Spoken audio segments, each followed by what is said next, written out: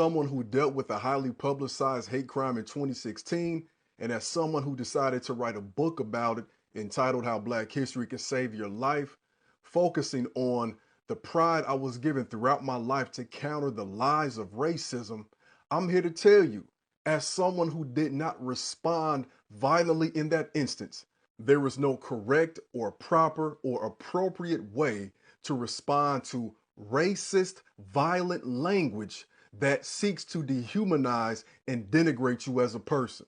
My wife and I responded the way we did because of a variety of variables that we could not control. Most importantly, the fact that there was an officer coming over that the lady called over as she was verbally assaulting us and spitting at us. It's important for you to understand that in that situation, your trauma response is being activated. It's fight, flight, flee, or fawn. You're going to do whatever you think is appropriate to survive and protect yourself in that instance. You should also be aware that overt hate crimes are on the rise, unsurprisingly, and they're rising significantly in schools. What does that say about our education system, especially in a system that is trying to ban and censor the history of the very people who are targeted the most? Yes, as hate crimes rise, Black folks continue to be targeted the most in these circumstances. So what do you expect us to do, especially a child, in situations like that? We are always going to do what we deem necessary to survive in that very moment. But my question moving forward for all of us is, especially when we deal with situations like that, whether we respond violently or not, I'm most concerned with how we channel that frustration and energy moving forward.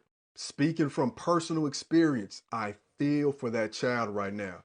That Black boy is in a lot of pain. He let out a lot of frustration, but he's still suffering.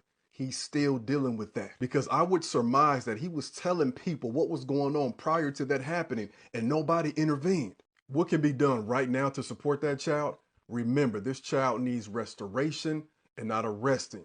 So we have to ensure that he knows the various ways in which he can help metabolize that trauma so he does not keep all that anger bottled in.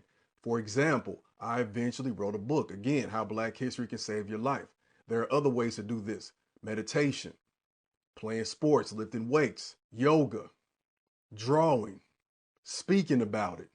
Next, we have to make sure this child has access to an Afrocentric education so that he can know who he is beyond racism and not internalize that racist act. Because the worst thing this child can believe is that he is what he was the target of. And lastly, we got to make sure this child has access to therapy, preferably with the Black men.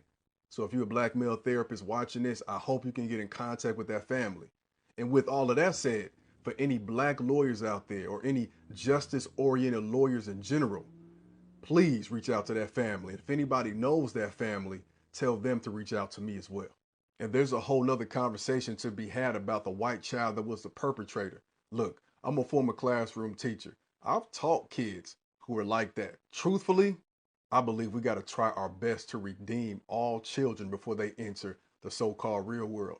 Shaming that child would not make him become a better person. Remember, even though he's 16, he's still a child. And ultimately, he was a product of his environment. But let me know what you think.